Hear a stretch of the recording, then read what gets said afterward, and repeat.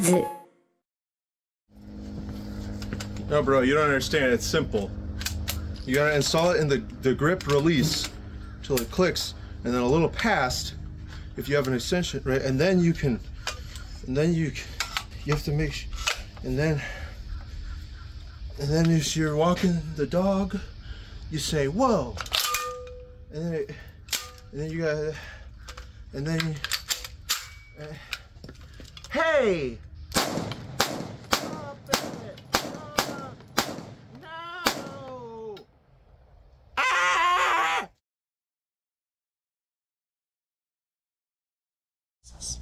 You know, I think you're lacking.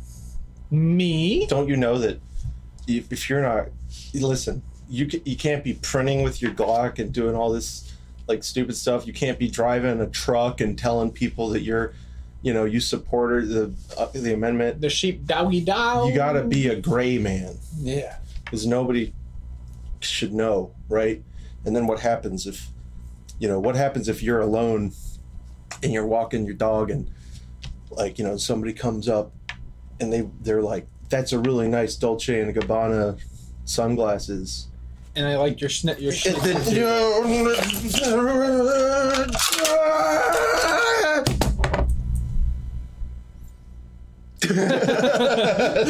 think you'd scare them. And that is a thing that happens by design, by the way, because of this stupid ass secondary hold open on the bag. Yep.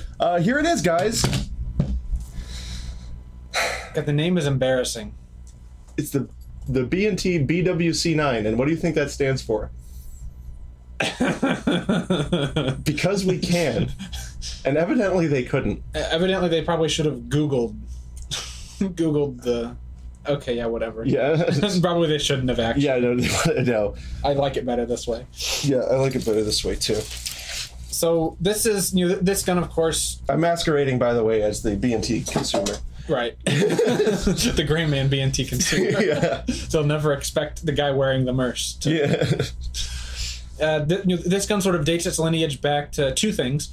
I guess its immediate predecessor was Magpul's FMG9 concept. They showed at a SHOT Show where it was like, guys would put a Glock 18 inside of a little box and it folds up. Isn't it cute? Yeah. And that gun in turn was inspired by something that Eugene Stoner had something to do with, where they wanted a gun that would fold up to look like a radio back when radios were like that big. Yeah. Back when radios were like gigantic. Right. And it was sort of like we can be somewhat clandestine and people won't know you have a gun while you have something that has more firepower than a traditionally concealable firearm. Right. It's sort of the gist of this sort of thing. That said, if you're walking around with one of those, I hope bad things happen to you. No, this is regular. God, it's just atrocious, right? No, that's not. This is nice. It's not concealable. That's not. I mean, this case must be worth at least $1,000, right? Because that's this is what you're buying, right? People pay a lot more than that for, you know, purses or whatever. You know, I know some guys who, like, you know, carry a sort of merce and or like fanny pack to carry a medical kit on their person, and I have no problem with that. But like, that bag's not small. No. Like that bag is bigger than most purses that women want to carry around anyway. And it's sort of immediately obvious that you've got something fucking fishy on you. And you've got like nobody's gonna look at a guy carrying that and go, he likes snacks. Yeah, he wants to keep a full family-sized bag of Cheetos on his body 24/7. Nobody's gonna think that. Unironically, though, that is me. But so this thing has been like the hype beast, you know, thing right now, and we're gonna start with it. This chassis, just the so it doesn't come with a gun. It takes a 320. Yep. If you want to know how we feel about the 320, watch our 320 video. Yes. Short story long story short, bad gun. Yeah, don't like it. Do not like it. So this uses a 320 chassis, which was probably a choice they made more so they could sell it as not a firearm, because it winds up being an SBR. Yeah, I guess that's actually true. It's probably why they went there, because in fact, prior to you saying that, I was left sitting there thinking, why would they not make it take Glock parts? Why God, why? Yeah. But the reason why is, they can sell you this without a chassis in it, and it's not. They don't have to worry about it being a firearm or an NFA thing or pistol braces versus stocks or anything, right? They're not selling you a firearm. The frame unit of this thing, the bit you grip, isn't a firearm. It's the SIG chassis that goes in there is. Okay, I'll admit that makes sense from a business perspective. That doesn't excuse using the 320 for anything. Right. So it's machined out of aluminum, so that's sort of an interesting thing. So the original FMG9, the Magpul, was a 3D printed nylon polymer. Yep, and it was FDM printed. Yeah, right. I believe so. Yeah, which is cool when you ask us. Yes. But the thing is that Magpul kept refusing to make it, and everybody had always wondered why, right? It was like there was like airsoft guns that were made of it for a while, and then some people were converting those to take P-80 rails so they could have one, and then the price of the airsoft guns shot up to like thousands of dollars for like a junky made of Happy Meal toy airsoft gun. And so, of course, me being the 3D print guy, I was really interested in, I think you could totally pull this off. Right. So, starting with the files that our Feisty Crawfish friend had put together, I sort of started there, improved them, made the tweaks necessary to make parts fit together, got it pretty good. I mean, the gun would at least work, it would cycle, it had a little bit of feeding ejection issues. But the thing that I realized is, me personally, I make guns and want to own guns because I like to shoot them, because they're good to shoot and fun and nice. Every time I would take that thing out to shoot it, I was reminded, like, this sucks. Everything about this feels terrible. It feels janky. It's very stiff to charge. And of course, I'm talking about my printed FMG9, but you'll note everything I'm saying is directly applicable to this. Only what I was printing cost me like maybe $15. Right. This will cost you $3,000. And the funny thing is, when you use this for the first time, you went to pull this charging handle and you thought it was like broken. Yes. Because you have to manhandle. I figured we put it together wrong. So we went and downloaded the manual, because I was like, we put it together wrong, or the manual says cover it in grease. Because from my printed experiments, I learned the wetter that thing is, the better a chance of it not sucking 100% is. We went through the manual, made sure it's assembled correctly. It's assembled correctly for the slide we got in there. Read through all the manual, right? So all of the B&T posters who were like, you did it wrong. I know we did. We put it together right. And the manual does not mention grease, nor oil, nor lubrication, nor your tears, nor your money, nor your wife's boyfriend's jizz. Nothing. Yeah. Doesn't say anything about what you're supposed to put in this. So presumably you run it dry, and it binds up. I mean, it's hard to charge. You can correct me if I'm wrong. It feels like it's probably about 20 pounds of charge to charge that. Dude, I think it's stiffer than a G3.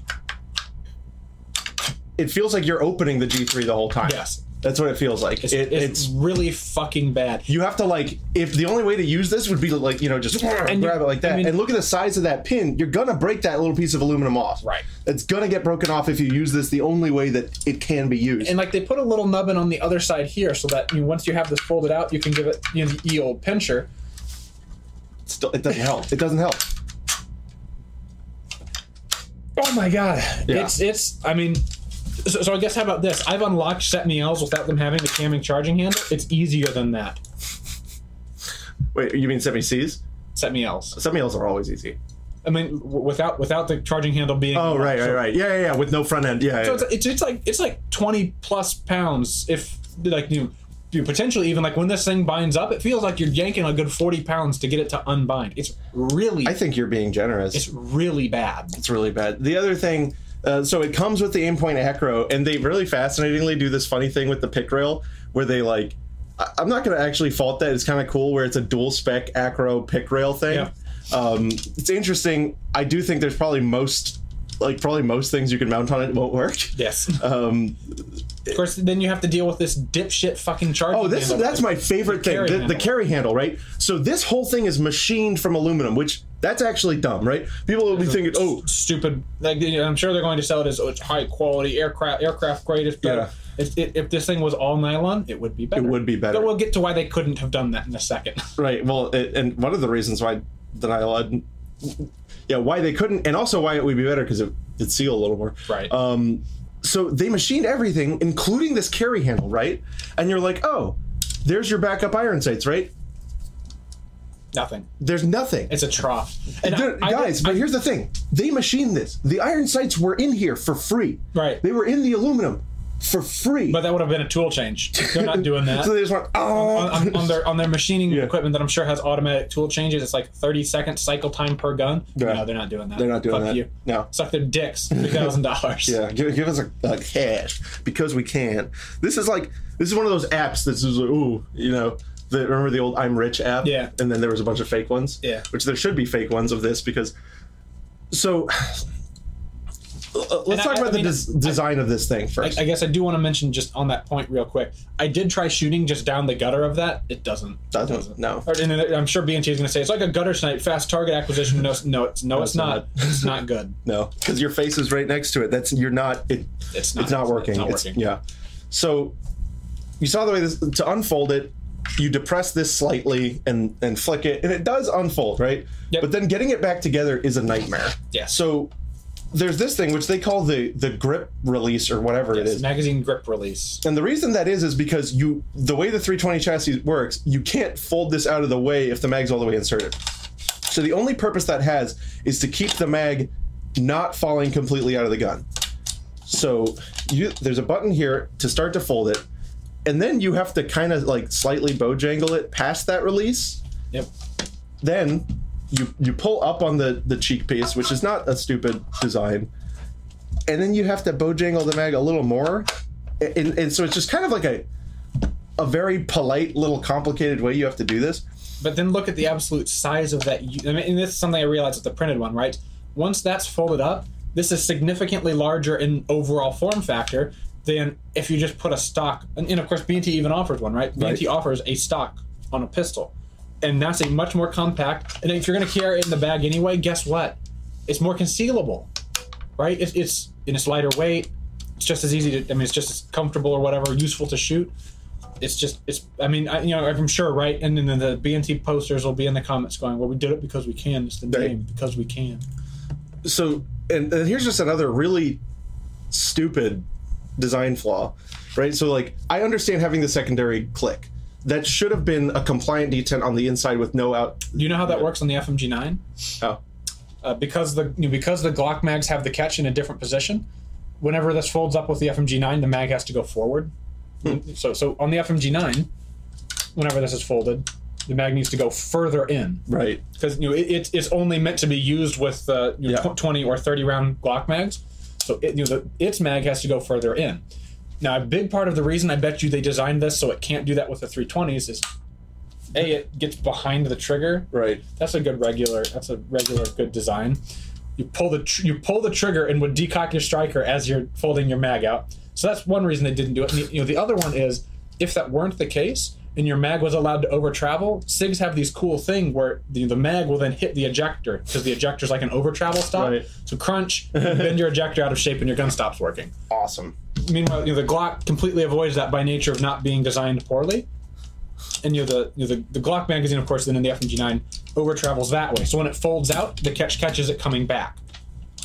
I just love that it goes out to the catch, and then you can't quite close it all the way. Right, because it's got a base plate and it adds extra. Yeah. Yes. But this is it is advertised as working with us. Yes, but it does work with it. Right, but the gun working at all is a theoretical question. So here's the really stupid thing here. You grab your gun as you unfold it, and if you haven't brain trained yourself to do this, yep, it just falls out. Like, it's just not it's not well thought out. No. And also, I love, again, this is $2,500. Yes. And look at on aluminum, we've got tooling marks. Yeah. It's not polished, it's not tumbled, it's tumbled, but like that's a chewed on end mill, right? But I've got, we've seen 4 of these, and they're all like that. So this has been strictly the discussion we've had right now is just like a quality, right, like design overview. Now, actually, there's one more thing I want to touch on. It's aluminum, right? And so, it's metal, it's better than plastic. Well, metal doesn't want to like kind of bend and give way and comply and get firm. So this thing is always shaking. It's almost completely inexcusable that for the price of this thing, it shakes that much. Click the mag in. Yeah. And is it still wobbling? That means it's good. All right, now just put your dinner fingers... time. But if it didn't, though, it would be hard to fold up. I would, well, if it's me, right? If it's me and I'm charging people $2,500 for it, all of the movement would be on bearings. Right, It would right. all be- Yeah, it would all be on- spring-loaded. It'd all be Yeah. bearings and steel bushings. Right. And the entire thing would glide like it's made. It would glide like people attribute Swiss guns having glide. Right. glidden. So there's that. But then, actually, so I will say this. It does give you that, and we're going to get to the major design flaw in a second, but it does give you that. So I think the PDW concept it has merit. Yeah. And this does definitely, it is a force multiplier, right? For a handgun. It's definitely shootable. We were able to make hits with it. Yeah. It did shoot. It shot okay. But for one shocking issue. Yeah, well, but also the shooting experience, though, there's the shocking issue. And then there's also just the general, like, That's what you do. tin can feeling of it. Yeah. Oh my god, that feels horrible. That feels terrible. I mean, it do hit though. But the great thing about this is you don't understand. We're out here shooting soup cans, and how often do you get the feeling of shooting a soup can while you're shooting? So we were both shooting this gun, and Ivan says, "Why does it hurt my hand?" This thing bites you in the front hand for some insane reason. Probably because the slides making the whole aluminum thing bounce around here. And this stock is worse than having your nuts cranked in a vise. It's bad. Like does it do that to you? does, Like yeah. smack? And I assume that's just because the slide. Right. It felt like you guys can do this at home. Yeah. If you want to know what this gun feels like to shoot, take your support hand and your firing hand and just hit it. Yeah. And like it stings. It's like, the fuck? So then we both I looked at my hands after I shot it, and I saw a little black, and I was shooting it right hand, so mine went like this, a little black line. And then I had one that had gone like this. Yeah. Fuck, that felt so bad. Yeah. That felt so bad, dude. It's literally a fucking stupid gun for stupid people.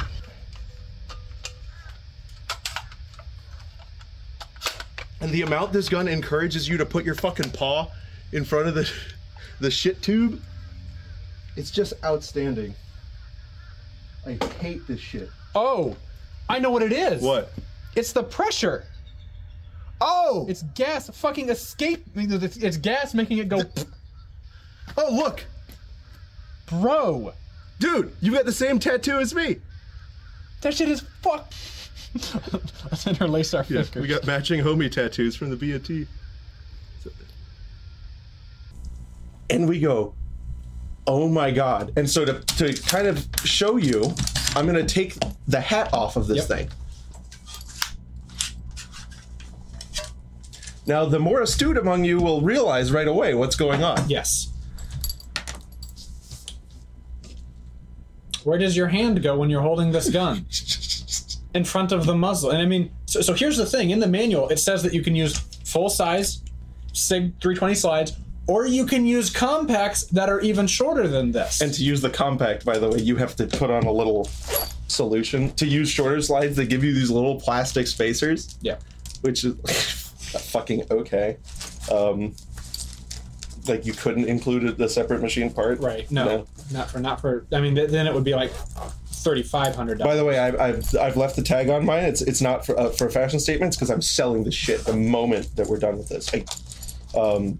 Like there's no amount of money that would make me want, like, we're skipping ahead to sort of our conclusions just really quick. If I had this for free, I would sell it because I know some idiot would pay $2,000 for it. But so look, we were getting at this. Where your hand goes is ahead of the muzzle, and you can see the residue from the gas flying through. And what this does, and you can even see in the shape, this becomes a chambered linear comp. That you wrap your hand around. Oh, and it's got a seam in the linear comp that's under your hand. So it is basically, it's blasting you as if your hand was around. And I mean, I'm sure to some extent, you know, if you were to get like really high quality, high speed footage, I'm sure that the actual walls of the upper, right, because it's an unsupported square tube at the bottom. Right. I'm sure the actual walls of the upper, you get blasted out just a little bit, and as they're getting blasted out, right, you're getting cut by, they're not cut, but you're getting smacked in the hand by hot gas. It's gas cutting. It is. You are getting tortured with gas every single shot. And it's disruptive. I'm not just saying this to be like, oh, boo-hoo, the expensive gun isn't the best to shoot. It actually is not pleasant at all. And I was like taking my hand and putting it back on the pistol grip, going like, something doesn't feel right with my extra point of contact. And it's because you get blasted in the hand. Now, this took us back to the manual, because the thing we thought, the thought that came straight to my mind was, what if some poor idiot puts a comp on this? Like, and then I was like, surely the manual says, do not ever use a comp with... No, the manual doesn't even mention. So either B&T tested this so little, which I think is probably the right answer, that they never put a comp on this, but just as a basic interrogative thing, right?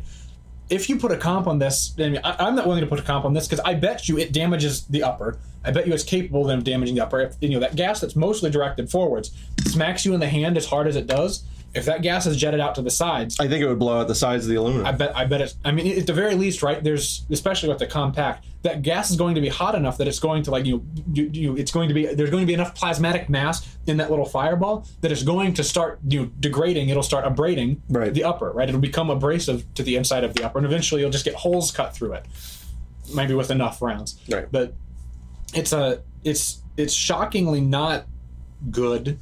That it seems like an omission. And of course, right, we get back to two things with my printed project, right? The FMG9 uses a barrel that gets all the way flush to the end of the slide. I tried it without that once on my printed one, shot it, the entire upper grenades, right? The entire upper blows off the gun, and then pieces, a couple pieces came off, but that was like oh crap. And that's sort of the thing that I realized after was when that one blew up on me, it felt like I got smacked in the hand. Just like this, which isn't quite blowing up because they made the upper out of aluminum, which is just strong enough to, I guess, not explode. Right. But I don't know how they managed gas venting. I don't know how they figured that they'd manage gas venting. And also, it was either intentional that the front pin is completely unsecured, like to allow it to vent, or they just actually didn't think about it. Yeah. And also, let me just make one other little point here. The little area where your slide release goes, that's a finished product. Yeah. When we machine it after we've anodized it because we forgot that it has a slide release, that's a finished product, I think. That's a regular good one. And I guess another thing worth mentioning, this is not compatible with any of the SIGs that have manual safeties. Yeah. Why? Because when they were doing this operation, they broke their last end mill. They couldn't come back and hog out a spot for the manual safety. And of course, in the manual, it doesn't I didn't see it say anywhere in the manual. Maybe you did, but it didn't say in the manual, so far as I could see, that no, you can't use an M17 fire control unit. Yeah. And maybe they're just assuming that you'll strip your SIG fire control unit down and not fuck something up and just take the manual safety out. But yeah, right. Right. That'll happen. It's bewildering to me. This is this shit's really bad. Like, and I know maybe it's cliche, but I would not I'm not the person I've never sold a gun, right? I've never dispossessed a gun that was mine. I've kept them all. If I was inherited this or somebody gave this to me, like you were to say, hey, fuck you, take this, I would get rid of this shit. I would be on Gunbroker making a listing as fast as I could, because I do not want anything to do with this. Yeah, by the time you guys see this video, I won't own this anymore. Congratulations to whatever idiot bought it. Yeah. I hope you hate it. Fuck you. You might be able to tell because mine will be the only one that's used because no one shoots their shit. Right. No one shoots. I mean, anybody who shoots this and doesn't walk away with like it's fucked is either lying to you or they're like their head is so far up the B&T cope ass. Right. No, bro, you don't understand. It's simple. The grip release, you put it in the grip release. You gotta install it in the grip release till it clicks, and then a little past if you have an extension, right? And then you have to make sure, and then as you're walking the dog, you say whoa, and then you gotta, and then hey.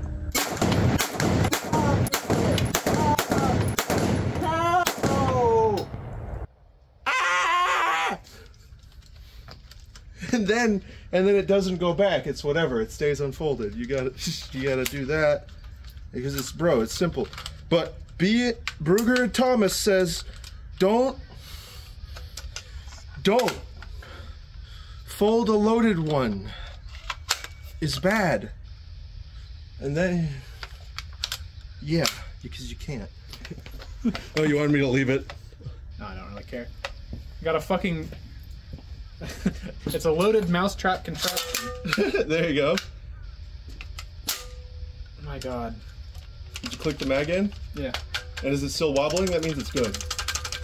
All right, now just put your Dinner fingers. time. Put your fingers in front of the muzzle. Yeah, that's great. That's what you do. Oh my god, that feels horrible. That feels terrible.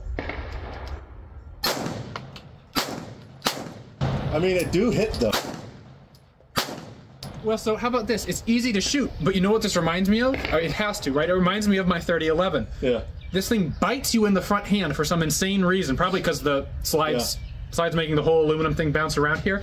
And this stock is worse than having your nuts cranked in a vise. It's bad. Like does it do that to you? It does, like yeah. smack? And I assume that's just because the slide comes back and it makes the upper go. And But the great thing about this is you don't understand. We're out here shooting soup cans, and how often do you get the feeling of shooting a soup can while you're shooting?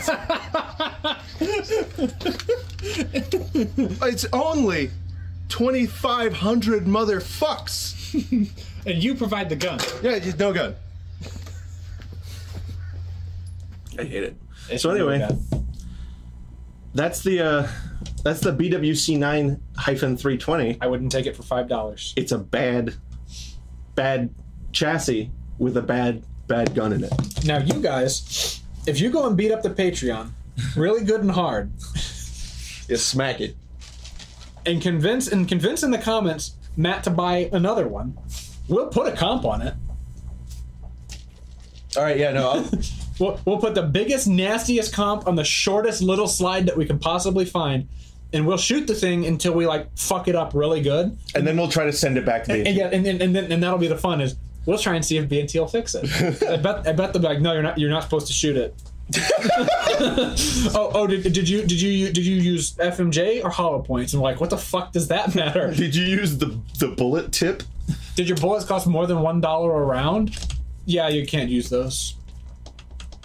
Anyway, guys, fuck this gun. It's bad.